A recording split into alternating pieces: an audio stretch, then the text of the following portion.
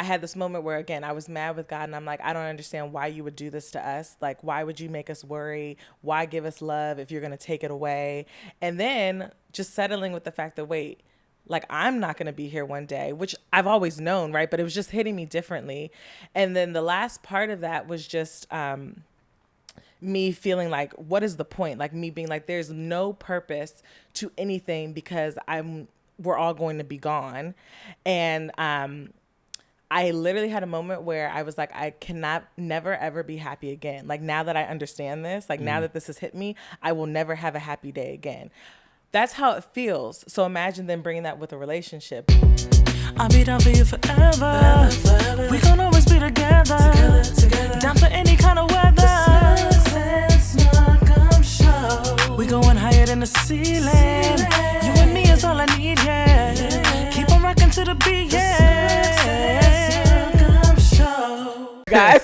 What's going on, guys? Episode 7. Well, we don't know. Honestly, we don't know what order we're doing. Oh, I know exactly what order it's in. I'm always organized. This might be episode 7 This is or it might absolutely be episode 6. 7. 6 or 7. This is absolutely episode Mark 7. 6 or 7. Mark my word. Probably 7. Loser sleeps on the couch tonight. I will never sleep on the couch. You see what I'm saying? She don't want to put her money where her mouth is. I will never. All right, what's going on, guys? I am Omar. I'm Skyla. Welcome to Snooks and Snookums Real Talk podcast. Some of y'all probably... what? I was going to do my intro. Yeah, you don't need to. Snooks and Snooker Show. I guess you did need to. Yeah, guys, we are back again. Like I said, episode 7. I just wanted to go ahead and say that again. Okay, so I tried to stop her, but she did it again. Whatever. How you feeling, Snooks? I feel pretty good. Yeah. I mean, I'm a little tired, honestly, guys. We're First issue in a relationship. She didn't ask me how I was feeling. Keep going. Dang, that's true. Yeah. But I wasn't done talking. That's why. You could just say good. How about yourself? Now this is how. Watch this. Yeah, I'm feeling pretty good, but I mean, a little tired. You guys will see. We clearly filmed multiple episodes today. You can see the same outfits. Hi. But yeah, how are you feeling? Fine. See? It's like no. I'm playing. I'm messing around. Nah, pretty good too. I mean, again, as you said, we filmed a few episodes. The last episode we just filmed was an emotional one for me. You guys probably saw it a week or again, I still think this is episode 7. A week or 2 ago. A week or 2 weeks ago. That was not an easy episode for me for a lot of reasons. And depending on when you guys are watching this, those reasons might have just manifested themselves. And I could currently be dealing with that as you guys are watching this. And then on episode 8, you might see that reflected in my mood. But we'll figure it out. But no, I mean, kind of semi-emotional drain, but kind of like an emotional release of things. You know what I'm saying? My trainer, my friend, really, but also my coach, rather. Him and one of his mans, Fulham Fit. Yeah, I like how we getting in shape. I ain't gonna stand up. It looks like I got a pudge, but I'm straight. But follow him. He got some tips as well as his wife at the Bride Trainer, right? The Bride Trainer. Yeah, they both get you out the way, help you change your life. But him and then one of his friends from back home, or they're out here, whatever. We just came from working out. They're going out for drinks. They invited me. I have friends. I have California friends. How does he have friends and I don't have friends? I got mothers I be watching a football game with too. Like it's just like at great. home, I'm like going to brunch. I have like core friends here. I'm like, dang, how am I gonna make? And friends? I have core friends at home too. Hopefully they're still in my life, depending on how they felt about episode 5. But I had core friends too, and I was going out too. Obviously, by the time moving here, because of the story, that kind of decreased in amount to an extent. But yeah, it feels good to be going out and do stuff with people. This is great. And I'm like, you don't want to invite me? Nah, no, cause you're not invited. Nah, you're not coming. Anyways, no, I'm glad that he's making friends. I definitely I actually pray that he, creates like genuine friendships. So I'm really happy that you and Terrence are becoming such great friends. So that's fine. I'll be at home. I like my alone time. You say you're gonna be home? Oh, you're at our house. Yeah. With the dogs. Yeah. With my boy and my girl. Yeah, we'll be chilling. Not on my bed though. On my bed, yeah. But so today, you want to hit them with the episode name? Yes, today's episode is titled I Can't Breathe. And really this episode is going to be centered around, anxiety and depression in a relationship, relationships, the ways that it can affect, that said relationship, how we feel when we're going through it, how our partner could feel when we're also going through it, Yeah. Some tips and ways about how to navigate and deal with that and everything like that. And, just pretty much explore that space and, what it's like. I mean, I feel like it's all of us, not feel like, all of us, most of us, I guess, I won't generalize, probably feel anxiety or maybe even depression at some point. And you might not even know. Like, and you some might not people even don't even it. know that's what they're experiencing. I actually would spaz from time to time. And, my friend group that I told the story about in episode 5, one of my mans had said that, this mug having a panic attack. He wasn't necessarily say it like that, making a joke about it, but obviously once they learns a bit more about me, okay, they kind of got it and understood. But again, you could be going through stuff that are symptoms of anxiety and people don't even know it, and they might not know how to handle it. You may be in your shell one day and they think, they bougie, they think they better than us. They just got this new high paying job. That high paying job probably came with some stress and you don't know how to handle it. So you're keeping to yourself because you don't know what to do. But people might not always interpret it that way. So again, just exploring how to, handle that type of stuff. Yeah. And one thing I'll say before we really dive in is mental health is I call it like an epidemic, honestly, that's going on. I feel like now more than ever, my generation, millennials, and maybe X coming after us, we're really heavy on mental health because people are struggling, and now we're saying things. So for me, I'm very, very vocal about this topic. If you follow me on Instagram at Skyla Simone, I talk about it. It's not always easy for me, but I'm going to continue to, because there are people struggling and some of them still have trouble even saying how they're feeling or letting people know. So my hope, our hope, is that, us talking about this and being transparent about how anxiety and depression has played a part in our relationship and in our lives, hopefully that will help other people, or people will know that they aren't alone. Because I know it can be very isolating. So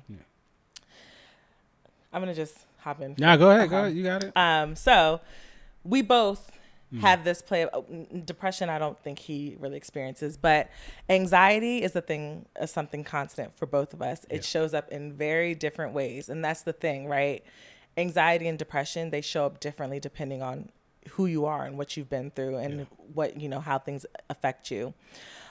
Depression for me has been in my life. And actually, I didn't ever name it. Like, I would joke around like, I was depressed. But no. I have really had bouts of depression my whole life. And I'm finally learning to explore it and understand it. Therapy. You guys know I'm a champion of therapy. But yeah, so I'll start with saying, I've mentioned this before, but I'll talk about it a little more. For me and my journey, before we talk about coming together and how it shows up in our relationship. For me and my journey, since I was a kid, I've experienced a sick dad, right? So it is not easy, even though I might come off strong. It is not easy seeing a parent go from limping to a cane, to a walker, to a wheelchair, right? It's something that I feel that my brain tried to protect me from, because growing up as a kid, I had to find ways to be okay with what I was seeing, or I had to find ways to be okay with my dad always having to go to the hospital because he had an infection because of the MS, or I had to learn to be okay. I'm an only child, so it's really just me, my mom, and my dad. So I had to be okay kind of shouldering these emotions and these feelings on my own, because I didn't have anybody who really understood what that felt like. I will say I might have made myself feel isolated, but this is my experience, and I felt like there was nobody around that could understand. So obviously, as a kid, things internalize and you start learning ways to cope. And for me, it was being alone. I had bouts of depression. I actually learned to, this might sound weird, but find comfort in the depression, right? Like there was a point where I realized I'm more comfortable being sad and down than being happy, right? Like, happy was a weird feeling. The other thing for me that I found is that the world thought I was so happy. So it's hard, because it was like nobody could understand or knew what I was going through, because to everybody else, I'm naturally like smiling and I seem like everything's okay, but I really wasn't okay. Even now, like, people think I'm happy and I'm not okay. And so that has manifested in ways that I didn't even understand until getting in therapy and working through some things. And then with depression, you know, the anxiety with all of that, like my anxiety for me, I feel that it's from your brain trying to protect you. So your anxiety is rising because your brain's like, wait, something's happening. So, you know, for me, anxiety just, it's made me angry. It's made me, tense, you know, it's impacted my physical body. And so then when it comes to our relationship, can you imagine, right? Like if somebody is dealing with all of these emotions, feeling down, getting upset because they have anxiety and I didn't know to pinpoint that this is what's happening, then that shows up in our relationship, and it showed up, you know, in our fights and our arguments, in random conversations, right? You know, like me randomly getting upset when he responds a certain way, or when I feel misunderstood because I need understanding because of everything I've been through. Right. So yeah, for me, that's kind of how it's come up. And, you know, I'll let him speak to it, but we're going to talk about how you deal with having a partner who does experience depression and anxiety as well, because it's hard on the other person as well. Yeah, no, definitely. And don't worry, guys. Again, after my last, you know, rant, again, episode 5, don't worry, it will never be that long again. Never say never. No, I promise. It will. I have no other story to tell that anywhere near that long. That's a fact. Even saying every single details, that was just the longest one. And even that story was, I cut a lot of things out for time and privacy and other reasons. Anyway, but no, anxiety, like even with that situation, anxiety and stuff like that, you know, overthinking and everything. But anxiety has been part of my life since maybe about, I mean, again, the way you define anxiety, I mean, it's probably been a part of people's lives, like all their lives or whatever. But it didn't become a problem for me until I was maybe in about, I want to say it was the 10th grade. Now, mind you, I was going through a bad breakup at the time. Man, that joint was putting me through it. It was crazy. But so I would smoke occasionally with people, and, you know, whatever, it wouldn't have been a big deal, but I would always microdose. And I'm launching my cannabis delivery service, Glace Organics. You know, one thing I'll be talking about and advocating there too is microdosing. If you're new to trying some of these things out, microdose. So that's something that I had always done. So you can imagine, as I'm starting to get this anxiety, if I take more hits than what I would typically take. I'm like, oh, and I'm like, oh, some of y'all, all the smokers all know the feeling. Oh no. Like once you feel that, it's like, oh no, it's like, it's over. You know what I'm saying? It's a wrap. So it's like, you know, I had that moment in that situation, but in thinking about, I don't even know if I actually took more than I did or not. Who knows, whatever it was. So that was my very first panic attack that I have ever had in my life. And, you know, I was even about to tell my parents, like, look, I'm getting in trouble, be punishment for the rest of my life. I'm about to tell them, like, hey, guys, like, he was like, I need to go to the hospital. I was about to tell them I went to the hospital. Like, it was about to be bad. You know, I had an experience like that, too. You know, yeah, but your experience, well, actually, I ain't going to diminish your experience. Exactly. No, but you was tripping. No, I mean, so were you? No, all right, I was tripping, but that's the whole point. When I do I'll probably start like segments for like my cannabis joint. We'll talk about panic attacks and smoking. We'll probably talk about it then. She'll probably be a guest. We'll talk about that then. But I was tripping. I was going up and down the steps, in the shower, out the shower, at the window, back in the shower. I made Kool-Aid, poured it out, made some more Kool-Aid. My brother was wrestling around with one of his friends. I was like, hey, the neighbors gonna hear you. They gonna hear you. And I was tweaking. All right. And so that was my first panic attack. And I remember like the next day, like my body being sore and everything like that. I was like, you know, what is this? And then I had didn't smoke again for years, but every Saturday after that first one for about a month, I kept having panic attacks. It probably like awakened like something that was already And you know, I really never had it happen before. And since then I've had panic attacks periodically. I went a couple of years without having them, but again, occasionally would have some. And there were times I wouldn't think they were panic attacks because they were like just slight things, but I'd wake up the next day and again, my body is sore. I feel drained. I feel woozy, like I'm not even really here. And I was like, yo, what is going on? You know what I'm saying? Like I never wanted to take medicine because again, they said that can cause a panic attack. Oh, well, nope, can't do that. I finally got some Valium and we went on, it was the first trip we went together. We went to Cancun or whatever, my favorite place, Secrets Divine. Look it up if you ever want to go somewhere. Listen, all this man talks about is Secrets Divine. That place was magnificent. It's beautiful, but I'm like trying to see every other place in the world. You know? It's not like how it is now, but how it was then, boy, you can tell me. It's still really nice, but the most exotic place I've ever been at that point was Ocean City. So, I mean, not saying this place is bad, but it was, I was just so happy. I was about to pop one of them to stop the anxiety from coming, but, you know, she was there with me. She held my hand. Again, when your partner's going through something, try and be there for them. But we'll go into that further. And, you know, it stopped and I was like, hey, I can just do breathing exercises. I don't need medicine to handle this or anything. And that got me through for some years. But on our anniversary, again, going back to Cancun. And our anniversary, how many years is that? Cause it was like, damn. Because this just shows like you might think you're okay, but really you have to deal with the root causes. This is probably like a 7-year, maybe a 7-8 year time gap when I had my next serious panic attack. And I mean, I had one on the flight, about to go on board the plane or whatever. To be fair, the day was hectic. I'm not going to tell that full story. It's already on my Instagram. I'm wearing a pink shirt, you know, go listen to it. But that happened and it was the worst panic attack I have ever had in my life. My hands were shaking violently. My chest, I couldn't breathe. I mean, it's kind of funny thinking about it, but I was like, help. Like I said it to No, the we laugh flight about it now, attendant. but it was serious. Yeah, it was crazy. No, I thought I was having a heart imagine attack. this. Imagine this. Let us be clear, okay? We are on the plane. And not boarding. We started We moving. are was on about the to take off. plane Everybody was sitting down, strapped in. moving. Yeah. Okay. This man is having so much of a panic attack that we have to stop the plane stopped from the plane. taking off. Yeah. Okay. Not only that. Okay. Picture this, and it's not funny, but this is what can happen. Yeah. So in where we were taking off from the Mexico airport in Cancun, it was on like I don't know what was going on, but we Yeah, had it to was a walk bad to the day. plane, right? Which you typically don't have to do, to be fair. You in Cancun, that does not happen. That's fine. So, They had us load. yeah, the whole somewhere situation, else. the whole It was day. weird. Again, I'm not It gonna was tell the full weird. story. It was That a weird entire day. day was a crazy day. It Go was, ahead, yeah. which, you know, it built up, and then he had a panic attack. So imagine we're taking off. We couldn't just get off the plane, right? They couldn't just pull back in and we walk through the little thing to go back in Yeah. the airport. No. We had to stand there because at this point they had to get a medic to make sure he was okay because they can't deal with having like a heart attack in the air or something. Yeah. So they had to get a cart. Somebody had to come in a cart. And it was a bus. Oh, yeah. Well, not yet. Not yet? Well, maybe. See, I was so out of it. I don't even know. Because they bussed us to the plane. So yeah, you're right. Somebody had to come in the bus to come check him out. And then at this point, it was taking so long, not for him, but for them to come, that they requested that we take the next flight. And they were, to be clear, they were very caring. People understood because I know that he felt a little embarrassed, and it's a hard situation because you feel bad for holding everybody up. But at the end of the day, it's something that you can't control.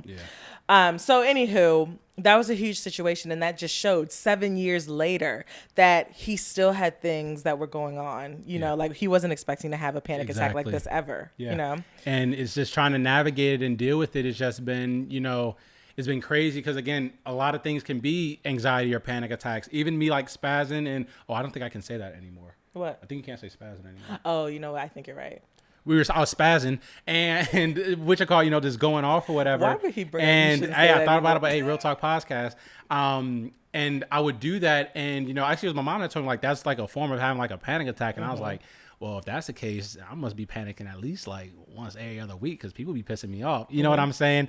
But it is just tough trying to deal with. So like, you know, for me to deal with it, it's like breathing exercises and everything like that. And, you know, trying to take moments in time for myself, which she jokes about, but I do need like a lot of time or whatever. I feel like I give a lot of myself to certain situations that so much that I even might not seem like it's a big thing that I do need time. And again, that can impact a relationship. Spazzing for no reason off of dumb shit, you know, like, and even like right now, this isn't a big situation, but I could say something about this if we About was home. what? That water bottle. What about it? All these, I can't tell you how many water bottles there are laying Oh, around my because house I drink right a lot now. of water bottles. I like water And then bottles. she don't even finish them. She drink them to like where it is right now. Go ahead, hold it up for the people. She'll drink it to where it is right now. It will stay there, and then she'll go get another one. Yesterday, I cleared up like 5 water bottles, and it wasn't a big deal because I've dealt with my anxiety, and in retrospect, it's small not a big things deal, can but make it'll build your up. And anxiety honestly, rise. That is not a big deal. It's a blower. It's irritating, but that's why we have cleanup Saturday. But it's just like it's a blower. Like, young, what are you doing with all of these water bottles? Yeah. But you can. That's just a light example, but you can imagine how anxiety in the way that I express it could be problematic in a relationship. Yeah, you know? yeah, because for him, like he said, it builds up and then he spazzes. Spazzes meaning like he's upset, and sometimes it's like it's not making sense for in the moment, but it's because this is all built up. His anxiety has built up that he can't like hold it in anymore. Yeah. So yeah, that definitely has affected our relationship. I'd also say another thing is, so you had mentioned like not feeling like you're here. Yeah. I feel like for me, that's how my anxiety has been manifesting more so now, more than it has for you, which does impact our relationship. Like I know a few weeks ago we went out to the movies and I had I'll just be okay. So recently, there's been two main times where I've been super depressed.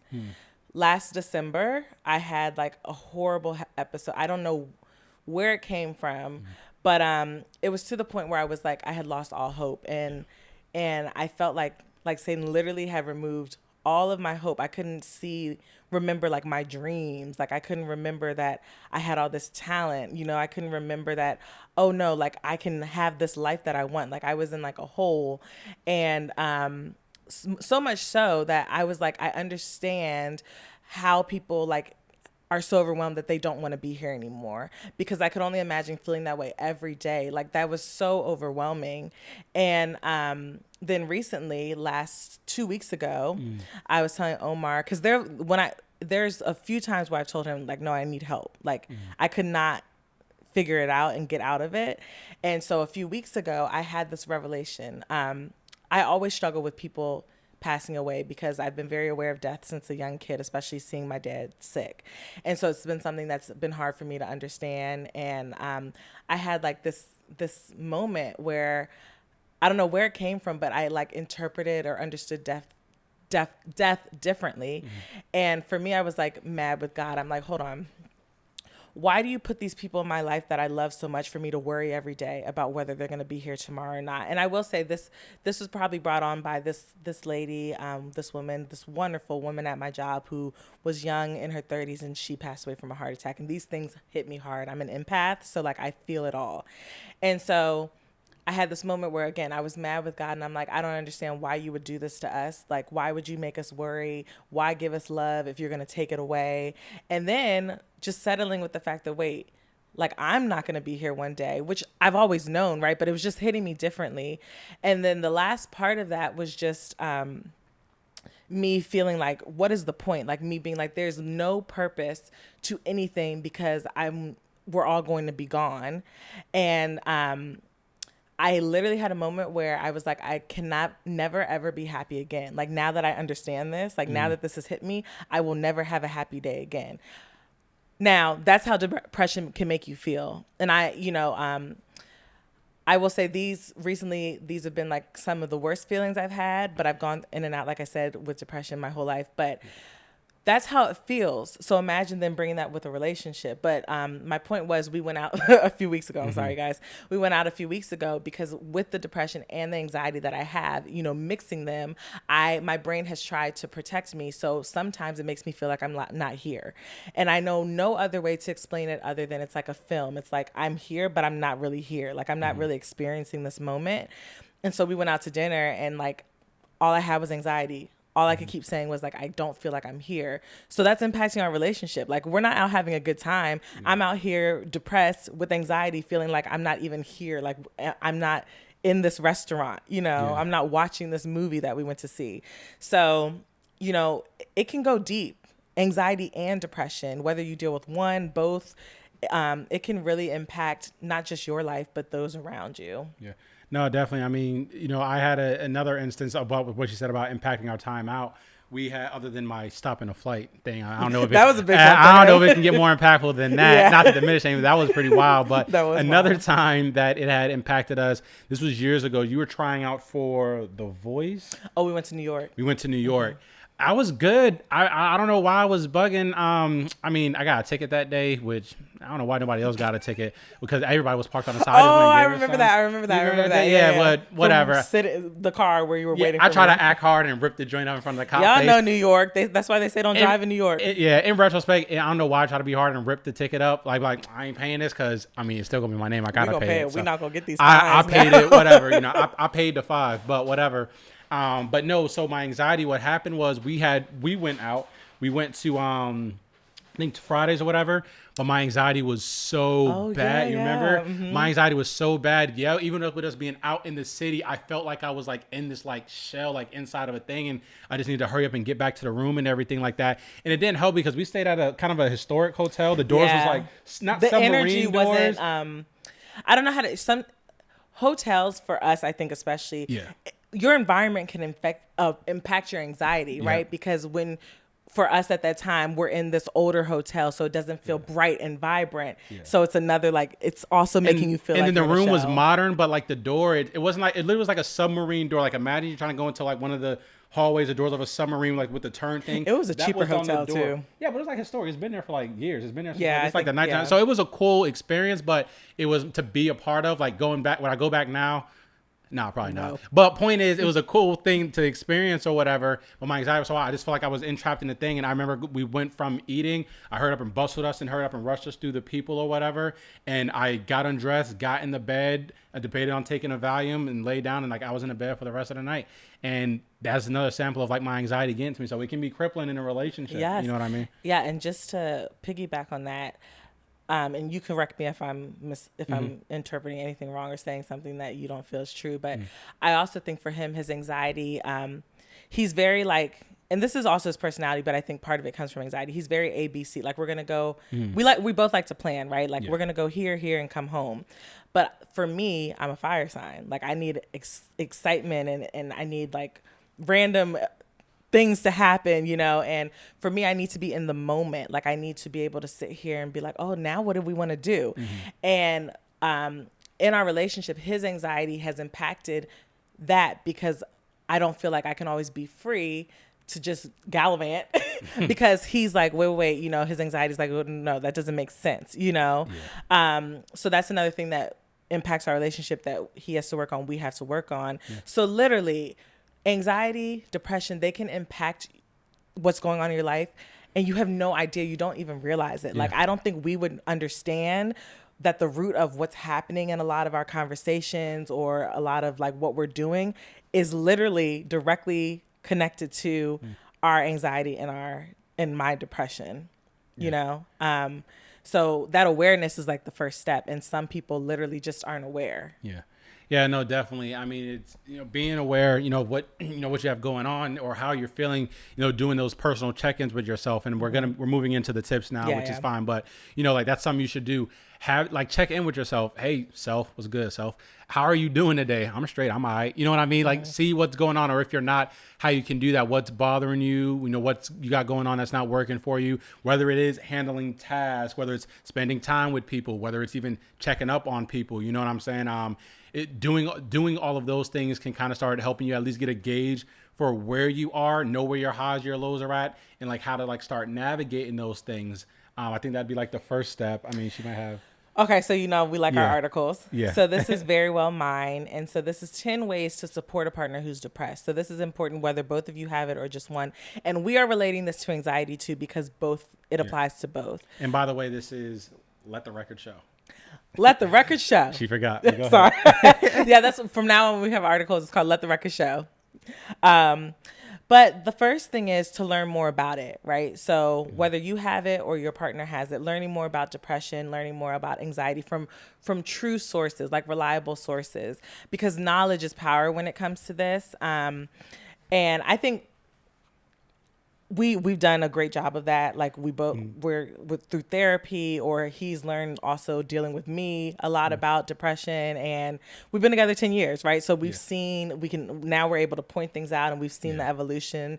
So for us, I think we've done a good job diving into both topics. Again, you guys know we're in a season where we're learning more about ourselves. We're healing from things. We're learning how to deal with things differently. So it all goes into learning about depression and anxiety because it impacts us so much. And then understanding what depression and anxiety really means. I think that's a big one because it's very easy to let people make you feel like you're crazy or to want to hide because you feel like people don't understand it. So having a partner where you feel validated and you feel that they truly know that this is a real thing. Like it's not for play. It's not something fake that you can just, you know, brush off. Like this is a real thing that impacts you. I think that makes a world of a difference. Right? Like if you were with me and I didn't understand your anxiety and you had that thing happen on the plane, how would that feel? Yeah, it'd be terrible because I mean, feeling misunderstood by anyone for any other reason is just like it can be hurtful. You know what I'm saying? But for your partner not to understand, be like, oh, what is wrong with you? Or even if that would have been us just dating, she'd be like, yeah, I don't know if this is going to work. Like, you stopped the entire flight and we had to stay here another night. Right. You know what I'm If saying? I'd been like, get it together. I'd be like, bro, like, you don't know what's going on. Are you serious right now? Right. But also with that, that's also when it comes, when you're dealing with the things, it's also to be open with people. I mean, again, it can be frustrating being worried about not being misunderstood. But as we've talked about a couple of different videos with a couple of different topics, trying to avoid conflict and not communicating can cause the issues. So she knew that I would have panic attack. I can't even remember the first time like I told her. It's so, this is a side You note. didn't have to tell. I was there, I think. Well, Oh, no, I mean, he in told me the general- story about when he did the just a quick side cannabis note. It's so or fun. weed. Just think about some of the things that you do are okay with doing in front of your partner or talking to them about that you may not have done when y'all first met or with other people. Just think about when you first did those things. You know what I'm saying? Like, when did I first do this or do that? I was like, I did that in front of you? Like, yeah, like around this time. And you've just been doing it since. I ain't gonna go into some details because, yeah, you know, niggas is dirt. funny. But point is, you know, I think about, you know, just thinking about when it was I first like told you about that. Like, if I never told her about my anxiety and stuff like that, like just imagine if that would have been the end of us. You know what I mean? And things like that can and do happen to people you need know? support, you know. That's another thing that could lead to resentment, like not having somebody understand this. Exactly. But Yeah. we've talked about Yeah, that. exactly. But I agree with what he said 100%. The third thing is practice self-care, which he just talked about. And this is saying, you know, for the person dealing with the other person. And this is important. Both people need to practice self-care. If you deal with depression, anxiety, that's huge. You need to practice self-care. But the other person dealing with somebody who's dealing with these emotions has to practice self-care as well, because it's a lot to handle. Yeah. And it's a lot of emotions that you are also, energy that you are bringing in to, or feeling as well from somebody else. So exercising, taking time to yourself, eating a healthy diet, you know, praying, meditating, whatever that brings you peace and grounds you, you have to do that, whether you're the person with anxiety or depression, or you're the person, your partner, the person helping them. Yeah, no, definitely. Agreed. This one, number 4, seek therapy. Now, the reason I said it like that is because Don't do it. y'all know This day can go y'all know from your bad to girl. Your worse. girl is in therapy, okay? This day can go from bad to Your girl is in worse. therapy every single Friday, okay? Then we have our couples therapy. He does do therapy, okay? It's just not consistent, and that's fine. You know, one thing that our therapist says, and he says, it has to be on his time when he's ready. Facts. And I know he's down for therapy. We obviously do it, but So I told her. therapy, I feel like, is the most important thing when you have, you know, anxiety and or depression. You need somebody who understands or has the tools to help you, because every single person is different. And yes, your friends can give you advice. Yes, you can have understanding from a partner, but you need the tools. It's the tools that help you change your life and learn how to work through it. Yeah, for me, so it's like, again, it's not like I'm against therapy. And I was actually in therapy one time before. Again, we'll find an episode to talk about it. And, you know, after the situation happened, I went to therapy for a bit because it was just crazy. But and it is helpful. And then also couples counseling or therapy or marriage counseling, you know, whatever it is. Yeah. Marriage therapy. I don't know why I'm confusing my words, but, you know, here we are. That has been helpful. We've learned some tips, some things we started and stopped doing. There's been some issues while things still come up. We learned how to handle them in a better way that prior to this, boy, it'd be wicked. You know what I'm saying? Like, not like crazy, not like stuff getting thrown or anything like that. But I mean, hey, you know, we all Might have to have been smack dated or married. Could y'all imagine? Anyway, point is, it could be bad. You know what I mean? So since being in that, like, it's great. Yeah. I guess it's just for me, like, as she said, self-care, way of helping with things. There are various things that I do that I wouldn't, for the purpose of this conversation, like, I can call therapy. So playing my PlayStation for a while, you know, I got that P5, right? Playing that for a bit, you know what I'm saying? That's relaxing. And then, like, I'm chilling, like trying to save the galaxy or slicing up some samurai. I'm with it. That's relaxing.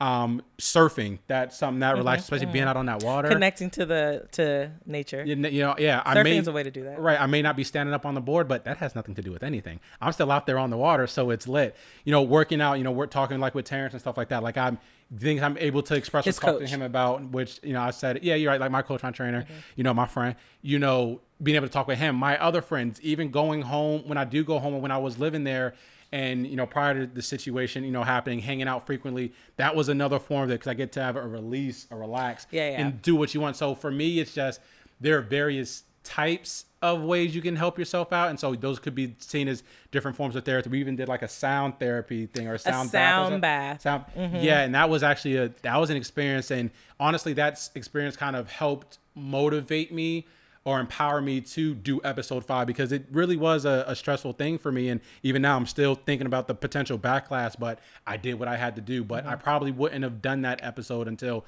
season 2. You know what I'm saying? So it's not that I'm against therapy, because I just gave examples of how the type of therapies we've done and other things I have to relax myself. Is just, I feel, and as we tell y'all, do things that you want to do if you think that it's going to help you. I know I say it more profoundly in other times, but it's up to you when you want to do something and how you want to do it. Not saying she's trying to pressure me into doing anything, but if I don't want to do a thing, or I'm not ready to do a thing, or feel like doing a thing, like, that's okay. And I may not ever be ready to do a thing, but if I am, in fact, ready to do some, or if you are, in fact, ready to do some, go ahead and do it. Don't worry about what other people may think about doing that thing. You know what I'm saying? And so that's kind of where I stand on therapy. If you need it and you need help, the tools, and you can't figure it out, yes, go find somebody to talk to, somebody licensed to talk to, you know, because don't come to me. I mean, yeah, because, you know, people, you ever talk to your friend about a situation like, oh, well, I mean, you don't do this because, you know, you be saying some stuff, but come and talk to me. Yeah, you know, whatever. I was like, but at the end, they be like, but I don't know, though. They put that caveat in there because that way, if they say something, you take bad advice.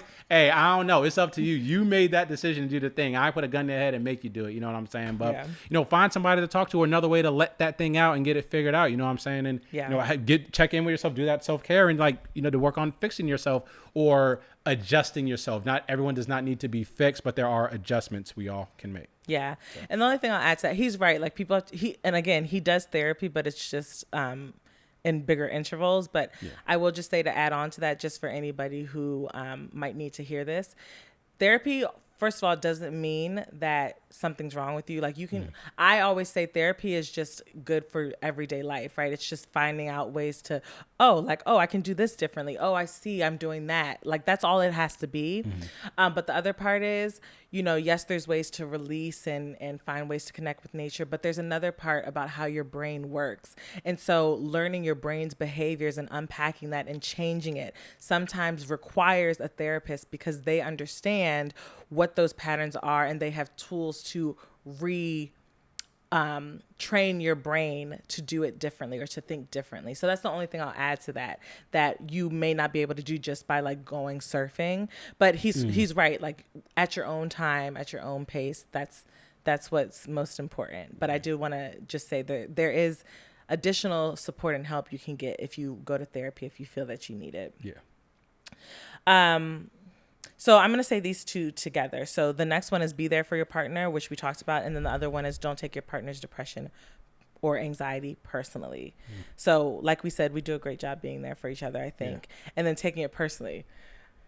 That's probably why in the past we've had fights, because, like, when he's going, you know, heightened and stuff, I'm like, bruh, what's wrong with you? You know, like, bruh, what's your problem? Whereas now we've even said, like, sometimes I'll be like, okay, I see you're overwhelmed. Thank you, Marlene, our therapist. No, we're still kind of blown. Like, I can see that you're overwhelmed. First of all, Young, stop, don't play me. You know what I'm saying? Doesn't I know. I'm just saying. She says it better than that, but the way she just said it right now, I was about to. All right, no, but see, there's because I can take. And sometimes I'm not perfect, so sometimes I'm still like, you need to, like, what's going on? Or I'll be like, bro, you're tripping. Like, but for the most part now, I'll be like, okay, I see it. Yeah. You're overwhelmed. Yeah. Like, so I'm, you know, what's happening, you know? Yeah.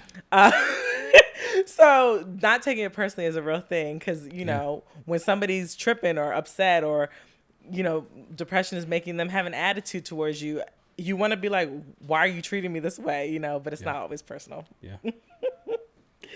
The next one is help out with chores. So, like, if I'm feeling overwhelmed, he helps out with chores. He already does that. All right, so you already talked about this in, like, episode 2 or 3. We're already off to a bad start. I do not help her with chores, okay? She helps me. But go ahead. Go ahead. I'll give him that. Y'all see how she's trying to lie? I'll give him that. Okay. I help him with chores. You're taking away from the point of this. The point of this is saying, I just gotta be honest with the people. Just like when anybody's ill or something, helping out with things at home or something. So, for example, when I'm feeling very overwhelmed, he'll maybe do a little bit more. Fine, phrase it like that. Like, watch it now. Just be honest. Watch it now. All right? I'm being real talk. Because we can cut the episode right here. Okay. Snuggles, don't make me get up from this seat. Okay, next. All right, so we're getting to the last point. So the next one is encourage your partner to seek treatment, which is what I do to him. Encourage, not force. Encourage, Not saying if you don't do it by next week, that PlayStation going in the trash. Don't worry. She had never said this to me because she's not crazy, but you know, she's in therapy. So I miss what you she's were not saying. crazy. But anyway. Oh, thank God you did. It says treatment is vitally important to recovery from depression and anxiety. You can help your loved one by helping them keep up with taking their medication. Well, if you're on medication and remembering appointments. You can also help them by reassuring them that asking for help is not a sign of weakness or something to be ashamed of. No, that's real. Yeah. That's real. Mental health. I put this on my page all the time. Mental health is health. You should never feel ashamed. Never let anybody make you feel crazy or ashamed. It is a real thing. So make sure you have a partner that understands that too. And then the last two things is just offering hope and demonstrating your love. Sometimes all the person needs is understanding. Yeah. Right? Like it makes you feel better if you're feeling understood when you're feeling these feelings of anxiety and overwhelm. You know, sometimes we just need somebody to be like, I see you, I get it, I'm here. You know, sometimes that's really all somebody needs. So I feel like we implement all of these in our relationship, and they are slowly helping us through these periods. But yeah, I think that anxiety and depression impacts a lot of relationships, and I hope that this helps somebody or helps relationships, a couple that might be experiencing this or just recognizing that this is something that shows up in their relationship. Yeah. Or even like your family members or your friends and stuff like that. Where you're kind of like, hey, why you always be getting mad at around 8 o'clock? Well, he was in this situation and you know what I'm saying? Stuff like that. Loud noises affect him this way. Like our dogs with fireworks. Taking up for the person. Yeah, taking up, you know what I'm saying? Like it's all these situations that you like, hey, I didn't pay attention or wasn't recognizing that, hey, when this happens, this person gets like this, and it could be because of that. Oh, okay. Like even for me, some of the people in my life have been through some things. And so because of that, there are things that I won't do or suggest we do, or even like say or whatever. Like I've known people that know people that have passed away. So I won't say something like somebody was killed or somebody like died or something like that. I started saying more, as I said the first time, I started saying pass away more and something like pass away more, to be a bit more like mindful and respectful of that. Or I won't go to talk about something like, again, I'm trying to avoid examples because I don't want anyone hearing this to be triggered and reminding it, but just think of something that you may have been through. Someone could make a joke thinking like, even with me saying spazzing. I mean, again, there's a thing with people not saying that. Somebody could really be offended and triggered by me saying that right now. Like, oh, they went against me or offended me by saying this thing or whatever. So trying to be like mindful of those things. Like it's a lot of different things that we can do as people to help out the people in our lives. But again, at the same aspect, like somebody like me, it's also about communicating that closed mouths don't get fed. So if you don't tell somebody like what you need or what you have going on or whatever, there's no way they can help you. You know what I'm saying? And you may feel understood, but again, that's where that checking in with yourself could come in. Like, well, did I tell them that I cannot? Kind of like what we talked about in the last episode. Yeah, I mentioned that. Yeah. Sorry, watch the last episode, but 5 or 6. Yeah, but sometimes you have to speak up. Your friends, don't, or family don't even know you're going through something. Exactly, so. They might not even know. So if you don't say this thing or whatever, how would they know? You know what I'm saying? That's a big kind of prevalent thing in my life. Like I'll convey certain ideas and messages, but again, I was like, well, I don't want to be saying like I'm spazzing or overthinking or having a panic attack, so I might handle situations a certain way. But in this period of space that I'm in now, again, I'm way more open with things. And again, I joked about it a few episodes ago, but I said, go ahead, ask me a question. Tell me how you feel about something. I'll give you a response. You know what I'm saying? I won't sugarcoat things as much as I have throughout my life. So again, if you do need help, seek it, communicate it or whatever. And then again, on the other side of it, if you see that somebody needs help, don't be like, I mean, they adult, they'll figure it out. Because while that is true, if you do love and care about that person, give them a helping hand. Yeah. You know what I'm saying? And people need help. We're all just trying to figure this we thing all out trying to together. figure it out, man. We all be going just through trying it. to figure out life together. I'm trying to tell you. You know what I'm saying? I mean, that's where we at. So. Yep. So that's all we got for you today. But just never be ashamed, never be afraid to speak up, never be afraid to get help. And remember that it might not seem like this. I remember I've been in a couple points in my life. It might not seem like it, but it will be okay. Things will get better. If you're not in that space now, you will be later. You might have not been in that space way before this. And by the time you watch this, you remember, I was horrible back then, but now like I'm living my life like it's golden. You know what I mean? It will be okay. Things will get better. people I'm who care speaking about you. from experience. Yeah, same here. Yeah, definitely. Last thing I'll say, and then we really are heading out, but the last thing I'll say is just remember, healing and dealing with depression, anxiety is not linear. So one day you're okay, one day you're not. It's okay. Yeah. It's normal and it's okay. Nothing's wrong with you. You can get triggered. It could be problematic. Things happen. You know, like she said, you can be okay one day, 1 week, 1 month. The next year, be like, oh my God. Yeah. And it hits you. And that's just a cycle. But again, keep working on ourselves, yourself, you know, et cetera, et cetera. And again, like I said, it's going to be okay. We're going to get there together. Yep. So, yeah. All right. Okay. So we'll see you next time. See you next time for our season finale of Snooks and If Snookums. this is episode 7, we'll see you next time in the season I'm telling you finale. guys, this is season 7. We will see you guys for the season finale, and it should be an interesting one. Yeah. We're gonna get some more participation from you guys, but yeah, we'll talk to y'all. Follow me at OVOXOmar, Skylar Simone. and then at Snooks and Snookums on Instagram. Is that it? Snooks and Snookums. And then hey, go listen to the podcast too, by the way, in case you don't got time to watch it. But Oh yeah, you can listen to it Yeah. or you can watch it. And don't forget to subscribe, like, give us some comments, let us know how we're doing, let us know what you expect for season 2. yeah, We're we'll here talk for it about all. that more next episode. Yeah. All right, we'll talk to you guys. Bye.